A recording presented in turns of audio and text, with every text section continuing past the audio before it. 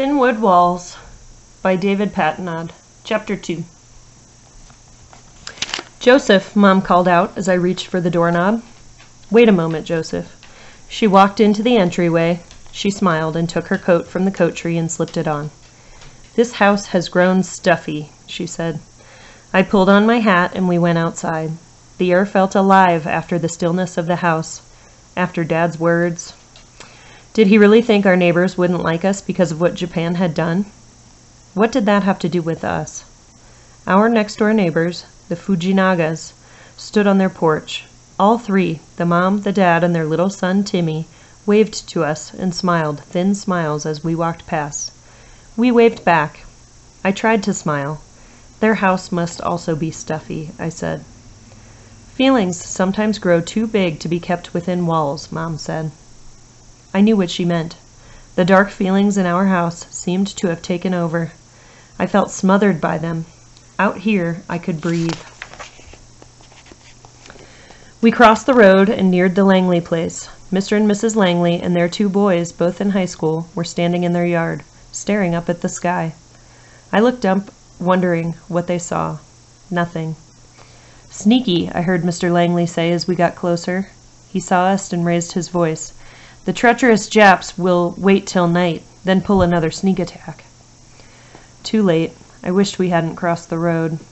I kept walking, not looking left or right. Mom moved between me and the Langleys. She took my hand and held it tight. Her hand felt damp.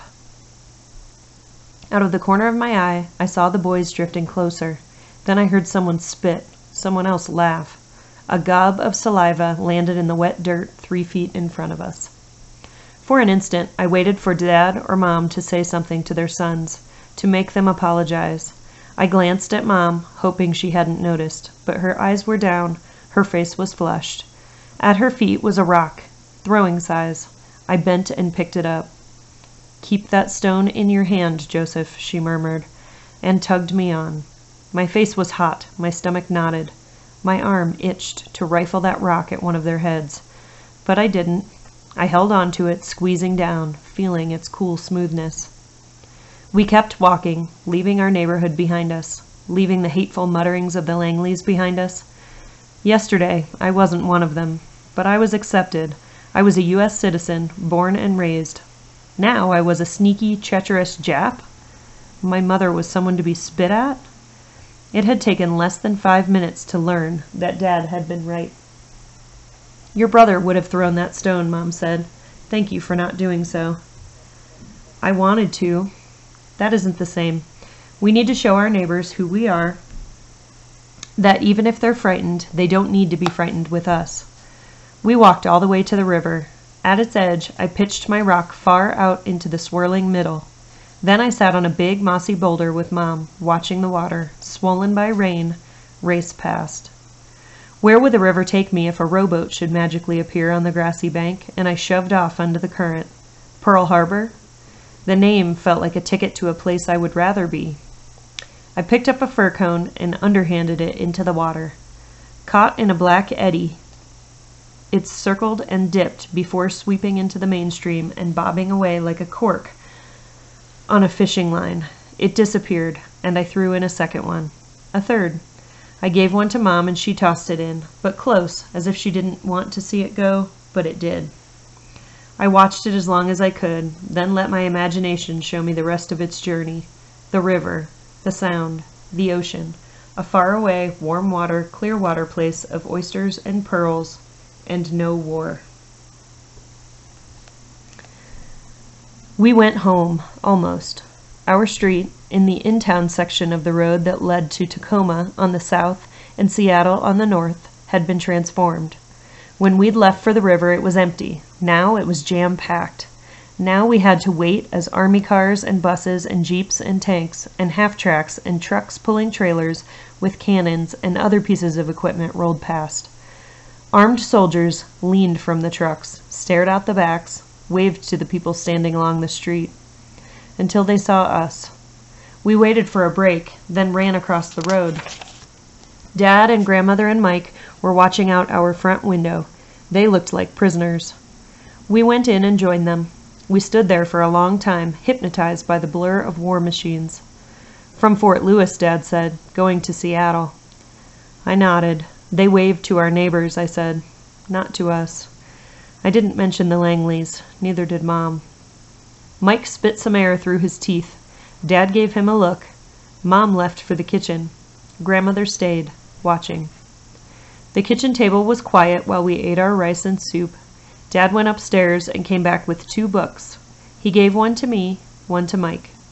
They were the blank journals Dad gave to his English language students at a community center where he volunteered. I wondered why we were getting them. English was the only language we'd ever spoken. "These promise to be interesting times," Dad said. "Not something we would wish for, but the times are already on us. I want you to remember them, to learn from them." Mike set his journal on the table and folded his arms across his chest, as if he already knew what was coming. "Your mother and I have taught you to observe what happens around you," Dad said. He looked at me. Perhaps too well. I saw a smile in his eyes, and I knew that he was picturing me hanging around doorways, listening for words that might matter to me. "You have learned to write in school and at home. Over the coming months, I would like you to both keep a record. For yourselves, for others if you wish." "Every day," Mike said, and I thought of our regular haiku lessons with Mom. While I looked forward to the writing, to the challenge of squeezing life-size images and big ideas into just a few words, Mike usually came into the kitchen table reluctantly. He would sit there, one eye on the clock, one eye on what was going on outside. "Only when you have something to say," Dad told him, "which could be more often than you think. You and Joseph are citizens of this country, but you might not always be treated like citizens. The journals may give you an opportunity to express your feelings without inviting further trouble." I expected Mike to complain. He had other things to think about. School, judo, basketball, friends, the coming war, his role in it. But he didn't gripe. He grinned. "Maybe I'll have Joe write mine for me." Dad smiled. Mom smiled. Not for long, but it made my insides feel good. And I knew Mike was kidding, but I wouldn't have minded keeping a journal for him, too. I could make up interesting things to include, even if nothing interesting was happening. The writing would be good to practice for me. "No 2 people, even brothers, see things the same," Dad said. Mike nodded. "I'll try it." "Me too," I said. The book felt good in my hand, solid. I imagined what I would write first. Something about pearls, maybe? Someone knocked at the door. Mike answered. A moment later, Ray walked into the kitchen. I jumped up, happy to see his grin. "The stars are out," Ray said. He was dressed warm, thick wool coat, stocking hat, gloves. His dad's binoculars hung over his shoulder. "All of 'em. Want to come out and look for shooters?" I threw on my warm clothes and we headed for the door, where we met Mr. and Mrs. Matsui on their way in. They had papers for Dad to interpret. I showed them to the kitchen and joined Ray outside. We crossed the road to a vacant lot, away from the glare of lights. Our street and the yards bordering it were empty. People had no army vehicles to look at. They'd tired of talk. Ray spread out a burlap bag and we sat on it and craned our necks, looking for streaks of fire in the sky. The stars glowed blue. The sky was deep with them. I stared through the binoculars, imagining Japanese planes emerging from the black windows between the stars, showering down bombs. I felt a chill. Were the Langleys right? "I saw the Langleys outside, looking for Japanese bombers," I said. "Really?" Ray turned his face to the western sky. "The Langleys thought they'd come at night." "Dad told me don't worry," Ray said. "He said Japan's 5,000 miles away. They bombed Hawaii." "Hawaii's way closer to Japan." He was still staring at the horizon. "Dad said if they had aircraft carriers off our coast, they would have attacked us when they bombed Hawaii. Now they can't surprise us." In the dark, I couldn't see his face well enough to see if he believed what he was saying. Did his dad believe it? Did it matter if we were surprised? If a fleet of Japanese aircraft carriers showed up off our coast and launched a zillion bombers, could we do anything to stop them? It was my turn to search the horizon. "I hope he's right," I said. "The Langleys are morons anyway," Ray said. I didn't argue. He spotted the first shooter. I was first to see the next one, a yellow-white slash that burned out in the sky over our roof. The moon came up, half full, and I peered through the binoculars at its giant craters. They reminded me again of the bombs, the war, what might be coming for Ray's family and mine. Cold was seeping through my coat. Up through the burlap and my jeans, I stood up, wondering what time it was, whether Dad, who believed in early to bed, was asleep. I wanted to tell him good night. I noticed something. Far down the road, headlights. 2 pair. Were headed our way in a hurry. Ray started towards the street, but I grabbed his arm and he stopped, following my gaze to the dancing lights. The cars got within a block of us and slowed. I recognized the first one. It belongs to the chief of police. It pulled over in front of my house. The other car, a big, dark 4-door sedan, stopped bumper to bumper behind it. "What's he doing here?" Ray said. The engines died. All I could hear was the sound of my heart pounding in my ears. I could feel Ray's eyes. The chief waited while 2 men got out of the second car. They were both taller than the chief. They wore long coats and big-brimmed fedoras like movie mobsters. But mobsters wouldn't be hanging out with the chief of police. What then? If not bad guys, what then? Good guys? Something told me that wasn't true either. They went to the door and rapped. The chief identified himself. Someone opened the door. Mike, I thought, and they pushed through. The door closed behind them. "Come on," I said. We crossed the street. I couldn't decide if I should go inside. I didn't want Dad thinking I was putting my nose where it didn't belong. The door opened. Dad came out, dressed only in his pajamas and robe and slippers. The men with hats towered over him on either side, clutching his arms, steering him as if they were afraid he was going to run away or faint. They didn't know Dad. He walked on his own, head up. Behind him trailed the chief, Mom, Grandmother, Mike holding her arm. Mom's mouth was straight across line, but there were tears glistening in her eyes. Grandmother looked confused, Mike angry. What was happening? Dad saw me. "Don't be afraid, Joseph," he said. One of the men shoved him into the back seat of the car while the other got behind the wheel. The doors slammed shut. The motor roared.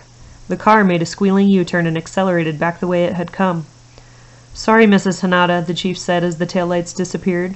The engine sound faded. "You don't argue with the FBI." Mom said nothing.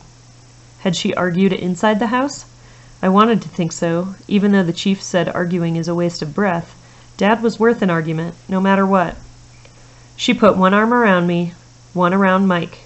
Grandmother wandered to the edge of our yard and looked down the road, as if any minute the FBI guys would change their minds and bring back her son. Ray hadn't moved since we'd come across the street. He stood in the shadows like a statue. "I should go," he said. His voice quavered. "You don't have to," I said. "I do," he said. "Sorry." About what, I wondered. What was he sorry about? He hurried into the night. "Where are they taking Dad?" Mike asked. "Don't know." The chief headed for his car. I worked up my courage. "When will he come home?"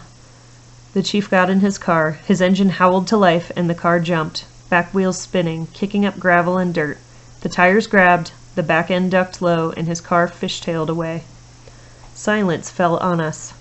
Up and down the street, neighbors had returned to their yards, watching. They slipped into their houses. "They should have let him get dressed," Mom murmured. "They should have." Grandmother said something in Japanese, and Mom answered her gently in Japanese. Then in English, "Come, Mother, be with us." Like an uneasy bird, Grandmother settled next to me. We all stared at the empty road. "Why did they take him?" Mike asked.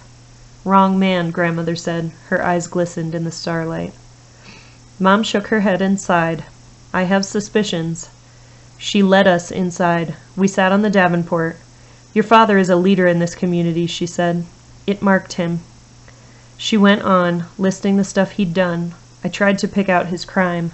Dad taught judo and Japanese culture to our young people, but he also taught English and American business practices and interpreted contracts. He was an officer in the Japanese Association of Thomas, active in our church, in our school's PTAs.